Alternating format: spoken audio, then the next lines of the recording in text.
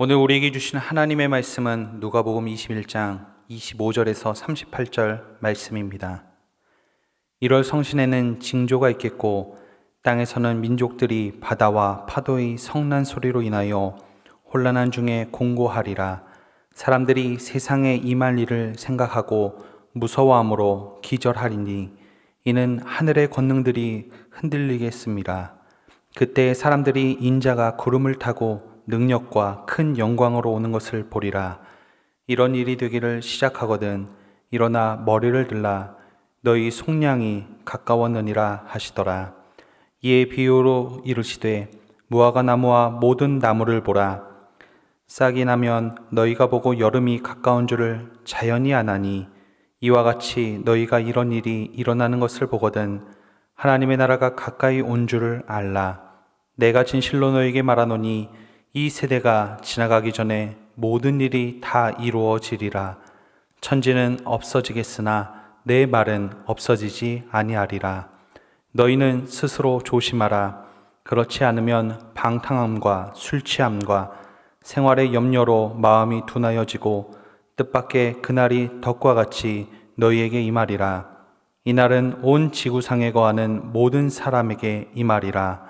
이러므로 너희는 장차 올 이 모든 일을 능히 피하고 인자 앞에 서도록 항상 기도하며 깨어 있으라 하시니라. 예수께서 낮에는 성전에서 가르치시고 밤에는 나가 감람원이라 하는 산에서 쉬시니 모든 백성이 그 말씀을 들으려고 이른 아침에 성전에 나아가더라. 아멘. 그리스도인은 마지막 때를 바라보고 인생을 걸어나가는 나그네입니다.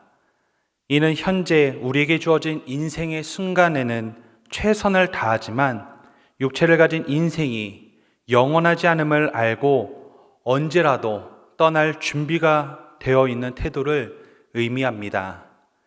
이런 태도를 가진 자가 참된 지혜자라 할 수 있습니다. 예수님께서도 제자들에게 이러한 삶을 살아야 함을 가르치셨습니다. 오늘 우리가 함께 읽은 본문 말씀보다 조금 앞선 20절부터의 말씀을 보면 예루살렘의 멸망이 있음을 예언하시고 제자들에게 유다와 예루살렘에 들어가지 말고 떠나라고 가르치고 계십니다. 마태복음과 마가복음에도 비슷한 가르침이 있었습니다. 그러나 마태복음과 마가복음에는 마지막 날에 일어날 일에 대한 초점을 맞추고 있다면 누가복음에서는 마지막 날에 그리스도인들이 가져야 할 태도에 집중을 하고 있습니다. 주께서 재림하시는 날 세상 사람들은 모두 두려움에 붙잡힐 것입니다.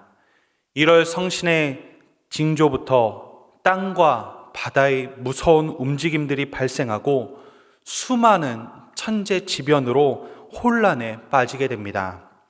그리고 장차 세상에 임할 일들이 얼마나 두렵고 무서운지 생각만 하여도 기절하는 사람이 있을 거라 주님께서는 오늘 말씀하고 계십니다. 이러한 모습들을 생각하면 마지막 날은 세상 사람들에게 두려움과 절망이요, 기대하지 않는 그런 날입니다. 하지만 우리 믿음의 성도들, 그리스도인들에게는 마지막 날은 고통의 날, 절망의 날이 아니라 소망의 날입니다. 마지막 날에 다시 오시겠다는 약속하신 주님께서 재림하시기 때문입니다. 예수를 믿지 않고 핍박하며 살아온 세상 사람들은 세상의 심판자 되시는 주님의 낯을 피하고 도망하고 싶겠지만 그리스도인들은 오히려 그 순간에 머리를 들고 다시 오실 주님을 기대하는 마음으로 맞이할 수 있습니다. 마지막 날 우리에게는 진정한 속량의 기쁨을 누릴 수 있기 때문입니다. 분명 그날까지 믿음의 성도로 견디고 인내해야 되는 부분들이 많이 있기에 쉽지만은 않은 시간들입니다. 하지만 마지막 때는 믿음의 성도들에게는 승리의 날임을 기억하기에 오늘도 우리는 인생의 시간에서 고난과 역경이 찾아올지라도 견디며 살아갈 수 있는 것입니다. 오늘도 주님의 재림을 소망하며 믿음의 성도로 온전히 살아가는 저와 여러분들이 되시길 주님의 이름으로 축원합니다. 그러면 마지막 날 주님께서 다시 오시는 그 날은 과연 언제일까요? 그날은 오로지 아버지 하나님만 아신다 성경은 기록하고 있습니다.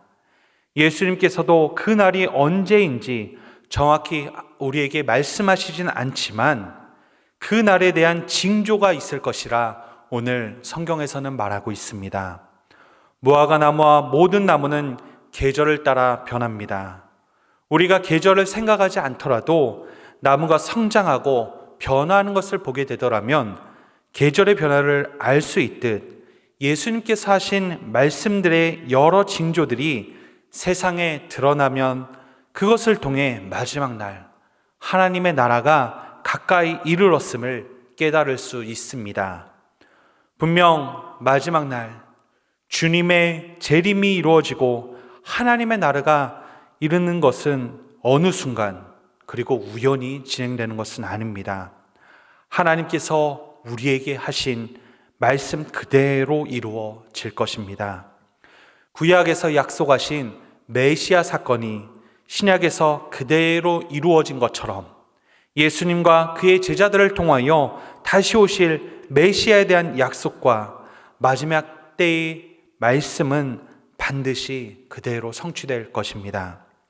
그러므로 우리는 시대적인 상황을 잘 살피며 영적인 눈을 통하여 주님께서 하신 말씀들의 징조들을 잘 살피며 마지막 때를 늘 준비하는 삶의 모습을 가져야 합니다. 영적인 눈이 어두워서 아니라고 방탕하게 살면서 눈앞에 놓여있는 생활에 염려만을 붙들며 살아서는 절대 안 됩니다.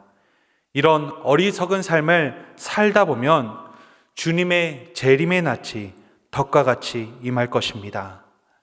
자신의 마지막 때를 인식하며 살아가는 사람들이야말로 자신에게 주어진 시간과 나를 허비하지 않고 당장 작은 이익이나 손에 일회일비하듯 하나님의 나라를 바라보며 소망하는 삶을 살아가는 사람도 이러한 모습으로 살아갈 수 있습니다.